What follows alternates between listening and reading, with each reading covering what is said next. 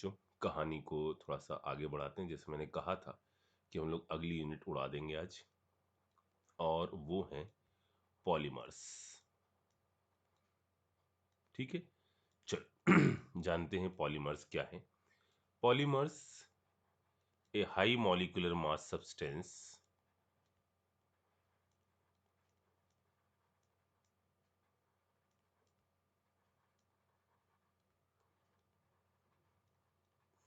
ए high molecular mass substance, यानी जिसको हम कहेंगे क्या, macro molecule.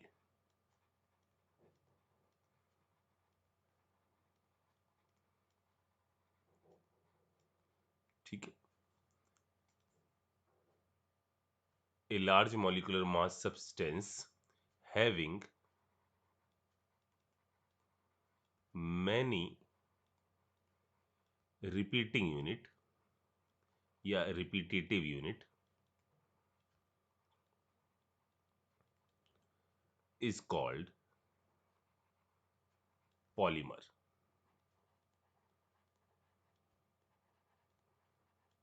And these repetitive unit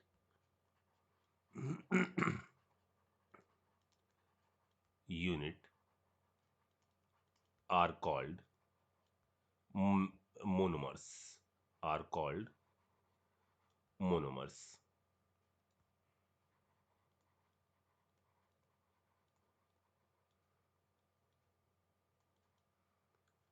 ठीक है, तो कई सारी छोटी छोटी यूनिटें जब कंबाइन होती हैं एक माइक्रो मॉलिक्यूल बनता है। उसी माइक्रो मॉलिक्यूल को हम क्या कहते हैं, पॉलीमर। ठीक है, अच्छा आप इसको, मैं कोशिश करूंगा कि मैं चाहूंगा कि आप इसको एक चार्ट की तरह से 2 पेज भले लेकर लिख लें, लेकिन एक चार्ट की फॉर्म में लिख लें। ठीक है, तो थोड़ा सा पहले देख लें। पहले एक नॉर्मल डिवीजन कर रहा हूं, फिर क्लासिफिकेशन करूंगा, उसको आप एक बड़े से पेज पर लिख लीजिएगा। ठीक है, तो पहले पॉलीमर का एक नॉर्मल क्लासिफिकेशन यहां पर मैं कर रहा हूं, जिसके अंदर मैं इसको 2 भागों में बांट रहा हूं। एक है हमारे होमोपॉलीमर,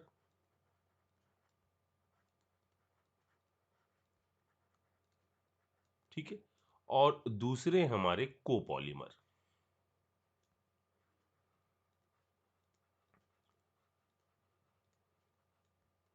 होमोपॉलीमर ऐसे जिसके अंदर जो मोनोमर यूनिट कंबाइन हो रही हैं।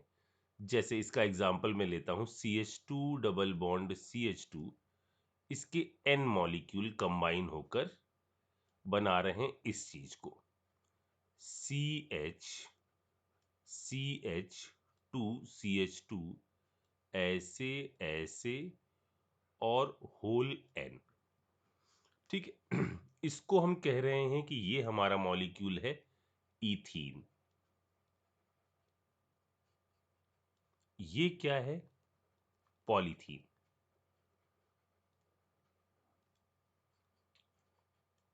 ठीक, ये कैसे ये प्रोसेस हो रही होगी, इसके बारे में थोड़ा सा आइडिया लगाते हैं। देखो बच्चों, हो क्या रहा होगा, इसको पॉलीमराइज करने के लिए हमने कुछ इनिशिएटर लिए होंगे। जो इनिशिएटर फ्री रेडिकली टूट रहे होंगे और आकर इसके एक मॉलिक्यूल पर जुड़ रहे होंगे। जैसे ये इथीन का एक मॉलिक्यूल लिया, इन्होंने इथीन के इस मॉलिक्यूल को भी फ्री रेडिकली तोड़ दिया होगा। एक फ्री रेडिकल इधर आ गया होगा, एक फ्री रेडिकल इधर आ गया होगा, और इन दोनों के कॉम्बिनेशन से क्या बन गया होगा, यहां बन गया होगा ये चीज CH2, आगे CH2 और इस पर फ्री रेडिकल, फिर ये अगले मॉलिक्यूल के साथ कंबाइन किया होगा, फिर ये अगले मॉलिक्यूल के साथ कंबाइन किया होगा। इस तरह कई कॉम्बिनेशन की बदौलत ये हमको ऐसा दिख रहा होगा। एक टर्मिनल पर आई, इसके बारे में चिंता मत करो, ये ऐसे खूब सारी CH2 CH2 CH2 की खूब सारी यूनिटें होंगी। तो इसको हम रिपीटेटिव यूनिट की फॉर्म में ऐसे लिखते हैं कि भाई ये है हमारा फॉर्मूला। ठीक है, हमें इन टर्मिनल की कोई चिंता नहीं है, इनको आप मत ध्यान दीजिएगा। आप तो जो यूनिट रिपीट हो रही है ना, उसके हिसाब से आप इस पॉलीमर का फॉर्मूला लिखेंगे। तो ये इथीन है, ये पॉलीथीन है। अच्छा, यहां जो प्रोसेस हो रही है जिससे एक मॉलिक्यूल दूसरे मॉलिक्यूल में कंबाइन हो रहा है, इसमें कोई चीज बाहर नहीं निकल रही है, बस एक मॉलिक्यूल दूसरे में जाकर जुड़ता जा रहा है। तो इस जुड़ने की प्रोसेस को, जिसमें कोई मॉलिक्यूल बाहर न निकल रहा हो, इसको हम कहते हैं एडिशन। एडिशन पॉलीमराइजेशन, मतलब ये पॉलीमर बनने की प्रोसेस है थ्रू एडिशन। ठीक है। तो होमोपॉलीमर क्या हो गए? ऐसे पॉलीमर जिसके अंदर जो मोनोमर यूनिट होती हैं वो सारी एक जैसी होती हैं। चलिए बात कर लेते हैं कोपॉलीमर के कुछ एग्जाम्पल की। जैसे मैंने पहला एग्जाम्पल लिया जिसके अंदर मैं ये कंपाउंड ले रहा हूं CH2 का होल 6, इधर NH2, इधर भी NH2। ठीक है, इसको बोलेंगे क्या? Hexa methylene डाईएमीन। 6 ये डाईएमीन, जैसे हम उसमें लिखते थे लीगेंड्स के केस में, बिल्कुल वैसे ही। और जो दूसरी मैं यूनिट ले रहा हूं वो मैं ले रहा हूं एक एडपिक एसिड OH। इधर मैंने कहा CH2 का whole 4 C double bond O OH। ये क्या है हमारा? Adipic acid. अब मुझे इनको पॉलीमराइज करवाना है, तो इनका पॉलीमर बिल्कुल वैसे ही फॉर्म होगा बच्चों, जैसे हम लोग अभी 2 क्लास पहले बात कर रहे थे पेप्टाइड बॉन्ड की, कि इसका अटैक इस पर होगा, एलिमिनेशन हो जाएगा किस चीज का? वाटर का, और बीच में बन जाएगा क्या? Peptide bond. ठीक है, तो जरा देखो कैसा दिख रहा होगा ये। यहां वाली चीज पहले मैं बनाता हूं, C डबल बॉन्ड O,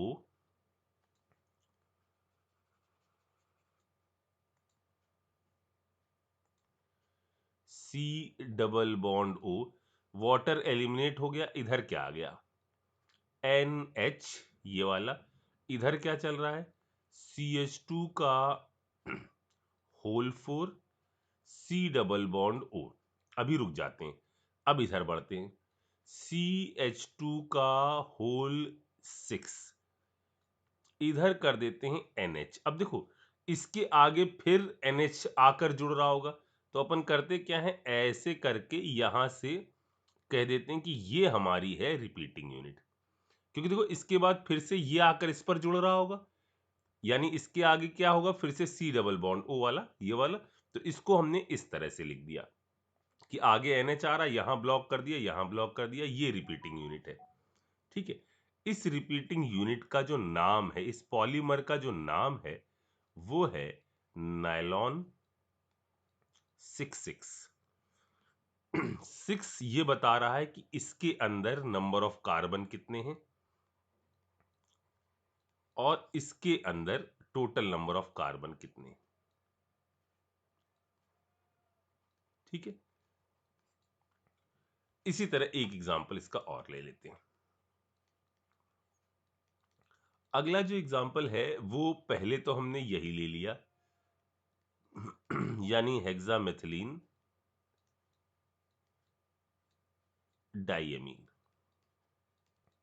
और अब की जो हम एसिड ले रहे हैं वो ये ले रहे हैं HO C double bond O CH2 का होल कितना? पहले 4 5 6 था ना, 8 ले लेते हैं, डबल बॉन्ड O OH। ठीक है, इस एसिड को बोलते हैं सेबिक एसिड।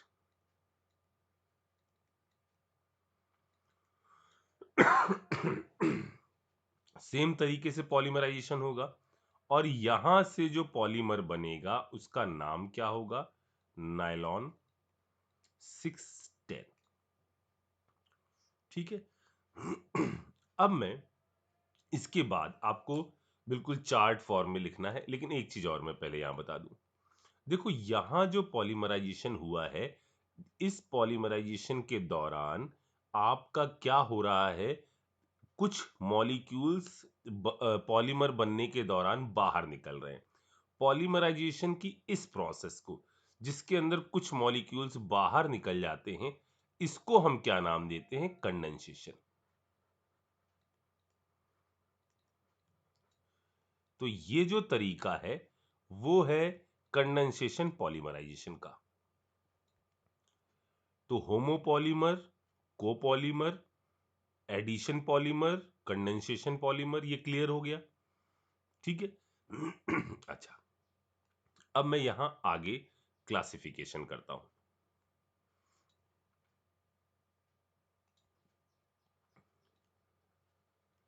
Classification of polymers. तो ये कुछ खास बेसिस पर है। पहले हैं on the basis of existence. सबसे पहला है a, on the basis of existence, कि कौन सा हमारा नेचुरली एग्जिस्ट कर रहा है, कौन सा ऐसा है जिसको हम लैब में बना रहे हैं, कौन सा ऐसा है जो नेचर से लेकर और लैब की कुछ चीजों को मिलाकर हम बना रहे हैं। ठीक है, तो इसके हिसाब से हमने इसको कुछ खास भागों में डिवाइड किया है। सबसे पहले हमारे natural polymers. First, natural polymer.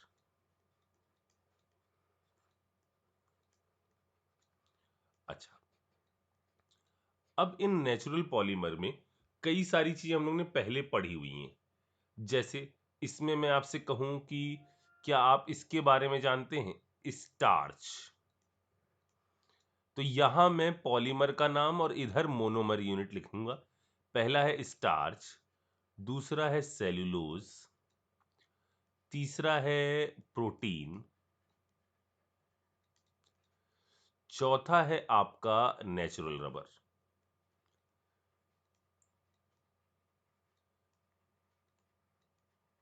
ठीक है, अब इनके बारे में तो हमको पता है।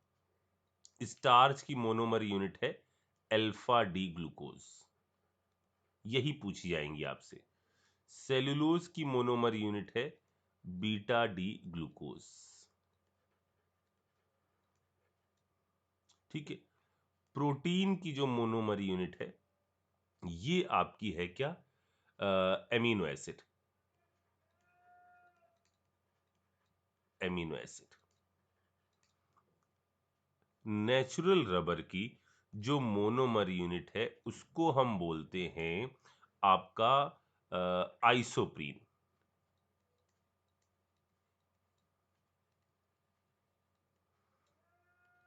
ठीक है, आइसोप्रीन मतलब ये कैसे दिखती है? ये ऐसी, इधर सी, डबल बॉन्ड सी, इधर सी, फिर एक सी और एक सी। ठीक है, और जब बच्चों ये आपका पॉलीमराइज होती है, यानी इसके एन मॉलिक्यूल मैं ले लेता हूं और इससे मैं पॉलीमर बनाता हूं, तो इसका पॉलीमर कहलाता है आपका क्या? सिस पॉली आइसोप्रीन। आइसोप्रीन, सिस पॉली आइसोप्रीन। सर ये सिस शब्द का मतलब क्या है? क्योंकि बच्चों देखो, यदि आप इसका पॉलीमर बनाओगे तो इसके पॉलीमर में जरा देखो, इसको पॉलीमराइज करवाते हैं जैसे फ्री रेडिकली सोच रहे थे ना, बिल्कुल वैसे ही सोचो। यहां पर एक इनिशिएटर आया, आई। ठीक है, आई फ्री रेडिकल के साथ आया, जुड़ा इस कार्बन पर। यहां आया सी, इसके साथ ये जुड़ गया, उसने इस बॉन्ड को फ्री रेडिकली तोड़ दिया। आई जो आया वो इस वाले कार्बन के साथ जुड़ा और उसने इस बॉन्ड को फ्री रेडिकली तोड़ दिया। ऐसे एक फ्री रेडिकल इधर, एक फ्री रेडिकल इधर, इसके बॉन्ड को भी तोड़ दिया, एक फ्री रेडिकल इधर, एक फ्री रेडिकल इधर। ठीक है, अब जरा आई के बाद जरा आगे प्रोसेस सोचो क्या हो रही होगी। यहां आई जुड़ गया, ठीक है, इधर ये आकर सी जुड़ गया। ठीक है, इधर एक फ्री रेडिकल इधर था, एक फ्री रेडिकल इधर था, यहां क्या आ गया? Double bond. ये आ गया आगे का फ्री रेडिकल। ठीक है, फिर इसकी रिएक्शन अगले वाले के साथ हुई। अगले वाले के साथ भी सिंपली हमने इसको ऐसे कर दिया, इधर ये, इधर ये, इधर ये, इधर ये, इधर ये, इधर ये, इधर ये इसके साथ जुड़ा, ये आगे वाले के साथ जुड़ा। तो जो सिस पॉलीआइसोप्रीन है उसको यदि हम लिखना चाहें तो ऐसा है, सी डबल बॉन्ड सी। ठीक है, देखो इस यूनिट के इर्द गिर्द जरा आप सोचो, इसके इर्द गिर्द यहां देखो, यहां जीआई संभव है। सर ये क्या बात कर रहे हो, जीआई कैसे, यहां कार्बन कार्बन सेम है। बेटा कार्बन कार्बन एक साइड में इधर कुछ और है, इधर कुछ और है, इधर और इधर चेन जो है ना वो सेम नहीं है, कुछ भी हो सकती है। ठीक है, तो इसके इर्द गिर्द, इन सब के इर्द गिर्द क्या चीज संभावनाएं हैं, जीआई होने की संभावना है। ठीक है, तो इसको कैसे हम लिख रहे हैं जरा देखो, इधर हमने कहा ये CH2 है। ठीक है, ये आगे जाकर कहीं और चेन चल रही है इस साइड वाली, मतलब ये वाला CH2 हमने इधर लिख दिया, ये वाला CH2 ये लिखा हुआ है, ये वाला CH2 मैं इसको ऊपर लिख देता हूं ऐसे, CH3। ठीक है, फिर आगे वाली फॉर्म आगे चलते हैं, या मैं पहले, चलो ठीक है, इसको आगे चलते हैं लेकर, इधर एक कार्बन ये आया। ठीक है, एक कार्बन ये आया, दूसरा वाला कार्बन, एक कार्बन ये, एक कार्बन ये। फिर हम आगे बढ़ते हैं, फिर C, फिर डबल बॉन्ड ये, फिर इधर एक डंडी और बना लो CH3 की, फिर नीचे आओ, फिर ऐसे, फिर ये ऊपर गया, इस तरह से ये रिपीट होता जाएगा, CH3 डबल बॉन्ड C, और इधर मैंने ये CH2 कर दिया, और ये इसकी लिंक आगे की तरफ है। ठीक है, तो ये जो नेचुरल, यहां से आपको क्या सीखना है, यहां से आपको ये सीखना है कि नेचुरल अकरिंग रबर जो है ना, वो अपने किस फॉर्म में एग्जिस्ट करती है, वो अपने सिस फॉर्म में एग्जिस्ट करती है। ठीक है, आप इस जगह पर, ये नेचुरल फॉर्म है, आप चाहो ना तो इसको कुछ कैटलिस्ट मिलाकर इसकी ट्रांसफॉर्म भी बनाई जा सकती है, इसमें कुछ कैटलिस्ट मिलाकर इसकी ट्रांसफॉर्म भी बनाई जा सकती है, जो ऐसी नहीं, ये नेचर में एग्जिस्ट करने वाली है। और यदि आपकी ट्रांस आइसोप्रीन हो, कैसे लिखूं इसको, नोट करके लिख देता हूं, नोट, इसको हम ऐसे लिख रहे हैं कि synthetic form, synthetic form of an, synthetic form of natural rubber या isoprene, synthetic form of isoprene, isoprene को यदि आप सिंथेटिकली बनाओ, ये तो नेचर वाली बात है, तो ये आपकी बन सकती है, किस में जा सकती है, ट्रांस पॉली आइसोप्रीन में, ट्रांस पॉली आइसोप्रीन। ठीक है, ट्रांस पॉली आइसोप्रीन का जो नाम है वो नाम कहलाता है गट्टा पर्चा, है सर, हाँ।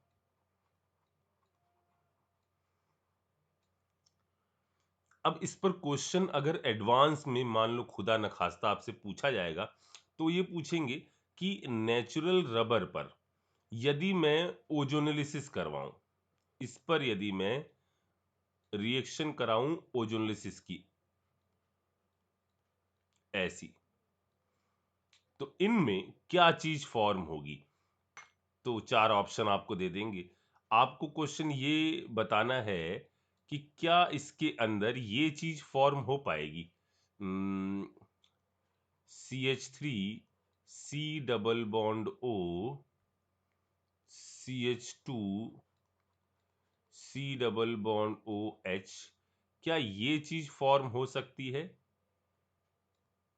और आपको लगता है कि ये चीज फॉर्म हो सकती है, इसको मुझे बताओ, इसमें आपको क्या लग रहा है कि इसके अंदर क्या चीज फॉर्म हो सकती है।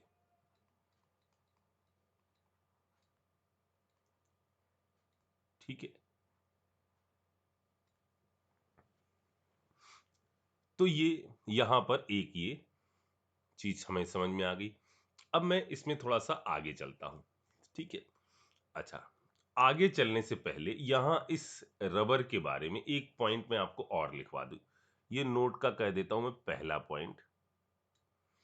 ठीक है, और नोट का दूसरा पॉइंट मैं यहां लिख रहा हूं, इधर लिख देता हूं। जैसे हम लोगों ने शुरुआत में एक चीज देखी थी जिसका एग्जाम्पल मैंने यहां लिया था, इथीन। ठीक है, उस चीज के बारे में यहां मैं लिख रहा हूं। यदि मैं NCH2CH2 मॉलिक्यूल को एक साथ पॉलीमराइज करवाऊं और बनाऊं अपनी पॉलीथीन,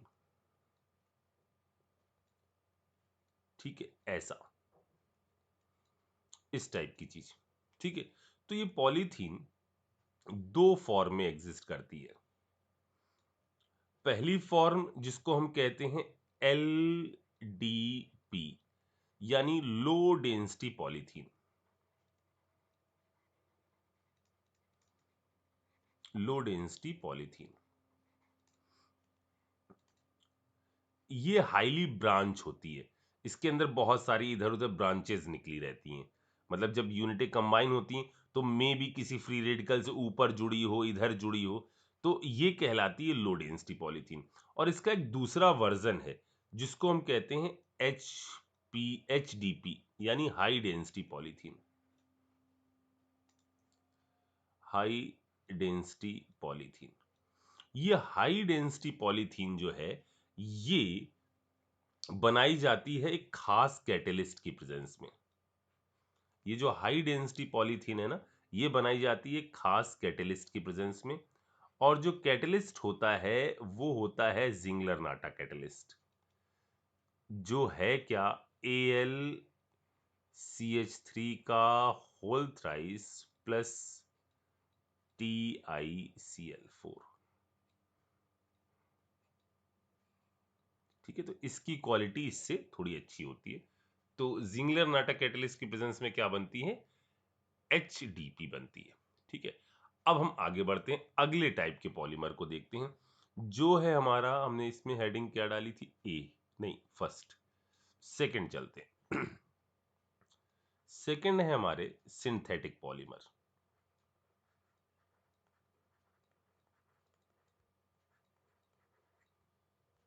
सिंथेटिक पॉलीमर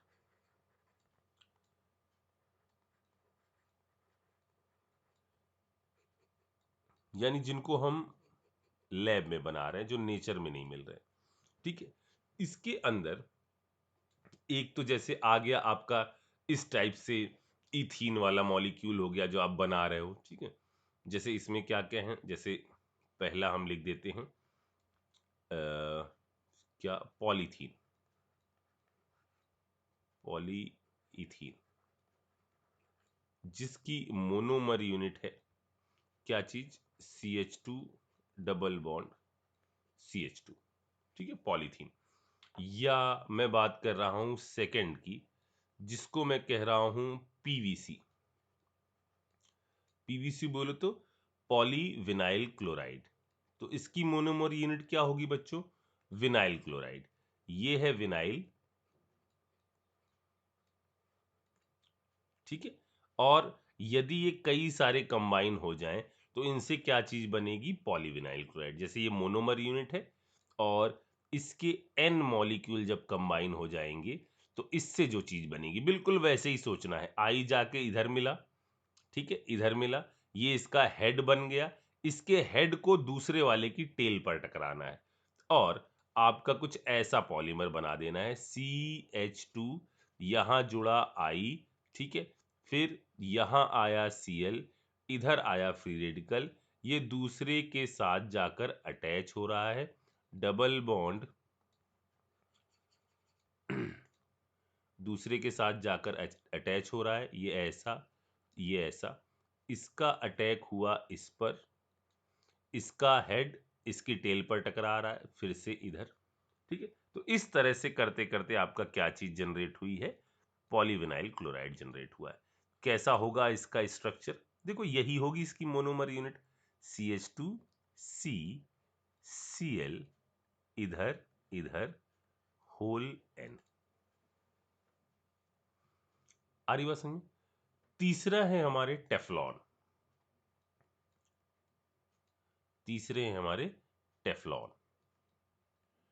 टेफ्लॉन की जो मोनोमर यूनिट है वो है आपकी ये CF2 डबल बॉन्ड CF2, यानी टेट्राफ्लोरोइथेन।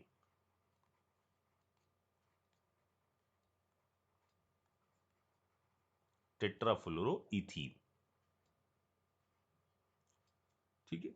कैसे कंबाइन होगा, क्या बनेगा, ये तो आपको समझ में आ रहा है, इसको मैं डायरेक्ट लिख दे रहा हूं, CF2 CF2 ऐसे ऐसे होल N, ठीक। ये है आपका क्या, टेफ्लॉन। ये क्या है, ये है मोनोमर यूनिट, जो मैं यहां लिख रहा हूं ना, ये क्या है, मोनोमर यूनिट है।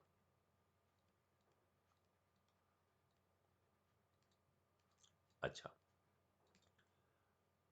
देखो, आगे मैं और कुछ के बारे में बात करता हूं। सबसे पहले मैं ये बात करता हूं ग्लेप्टल के बारे में, ABCD, ठीक है। ग्लेप्टल, ग्लेप्टल के अंदर जो यूनिट यूज होती हैं बच्चों, वो ये यूज होती हैं। एक है एथिलीन डाईएमीन, OH OH, एथिलीन डाईएमीन का एथिलीन ग्लाइकॉल, डाईएमीन तो वहां लीगेंड की तरह यूज होता था। तो इथेन 1,2-डाईऑल या इथेन ग्लाइकॉल, कुछ भी बोल दो, ठीक है। तो इसका नाम है इथेन 1,2-डाईऑल, ठीक है, या इथेन ग्लाइकॉल,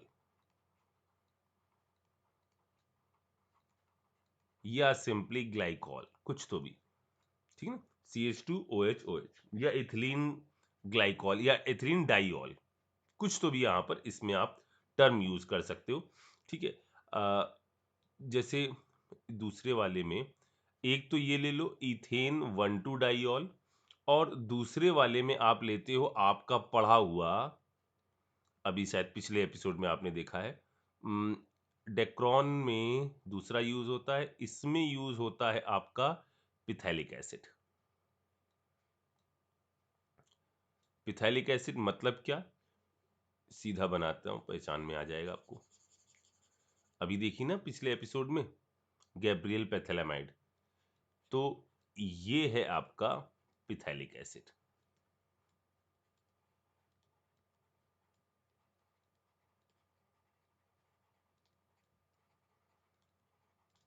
इनसे मिलकर बनता है क्या, ग्लेप्टल। अब मुद्दे की बात है कि इसको बनाया कैसे जाए।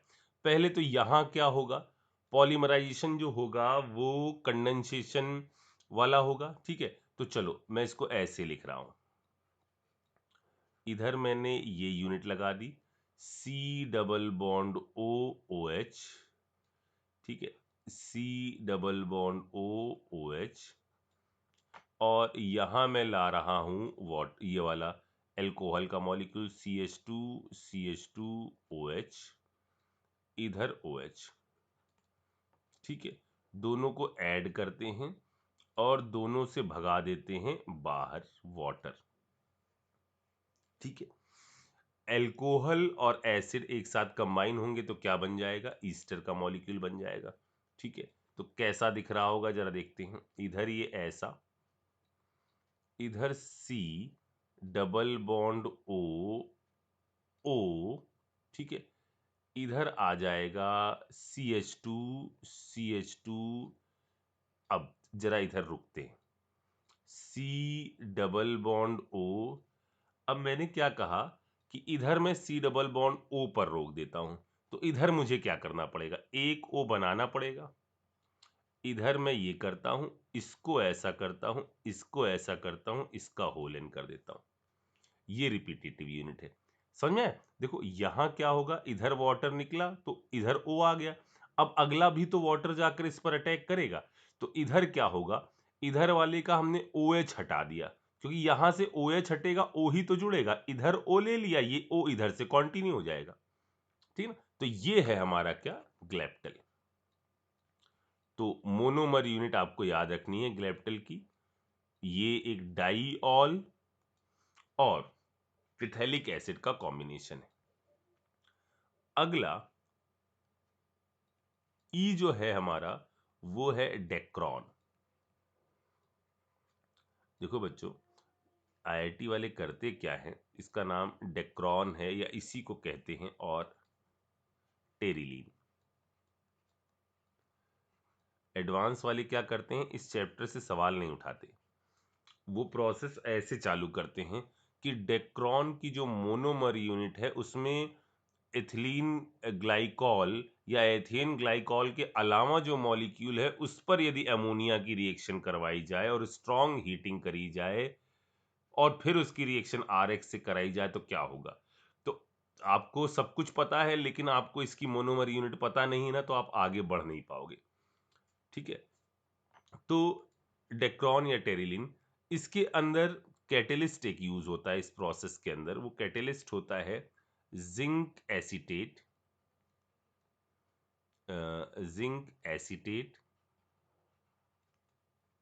Antimony trioxide.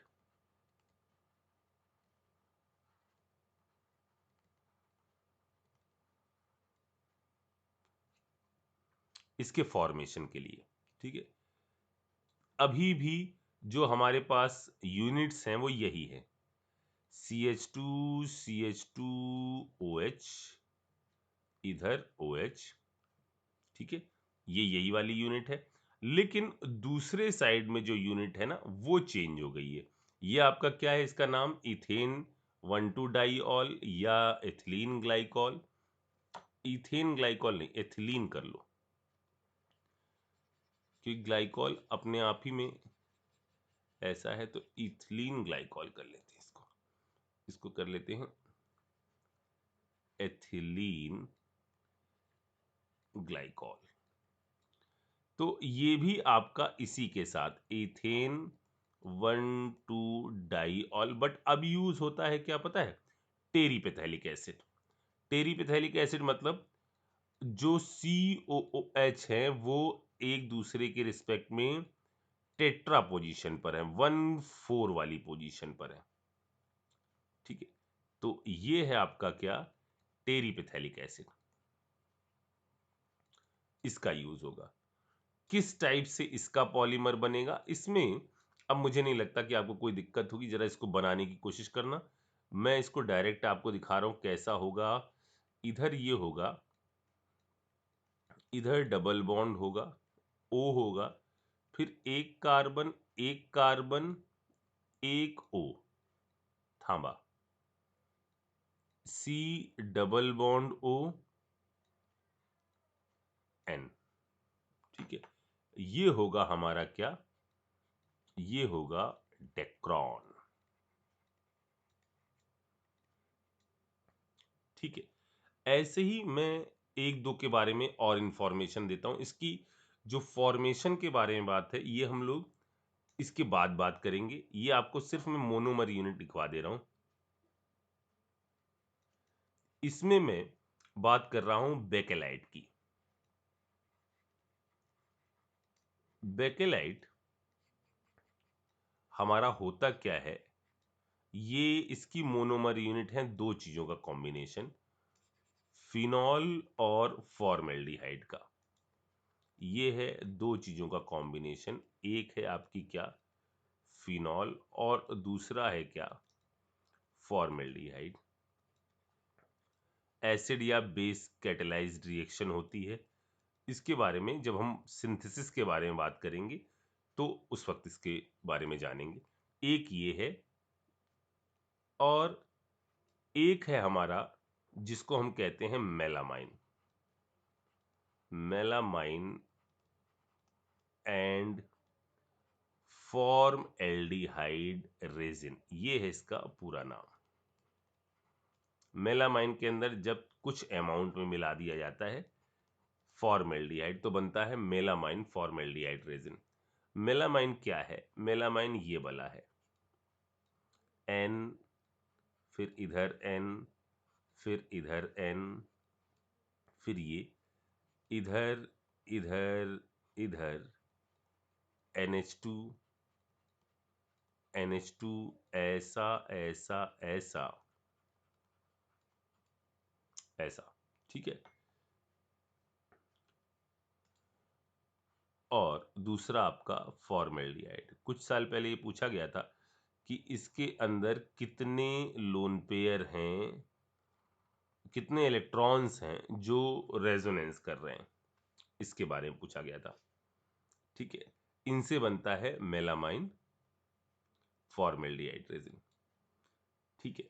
अच्छा, अब मैं इसमें एक चीज और बताता हूं। ये हो गए आपके कौन वाले? ये हो गए सिंथेटिक वाले, ठीक है।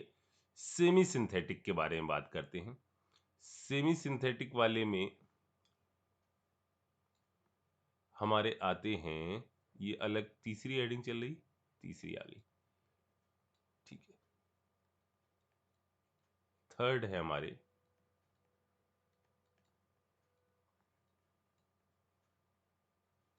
सेमी सिंथेटिक पॉलीमर, जिसके अंदर हम क्या करते हैं कि कुछ यूज करते हैं क्या, कुछ यूज करते हैं नेचुरल अकरिंग, और कुछ हम यूज करते हैं जो हमारे पास लैब से हम कुछ चीजों को यूज करते हैं।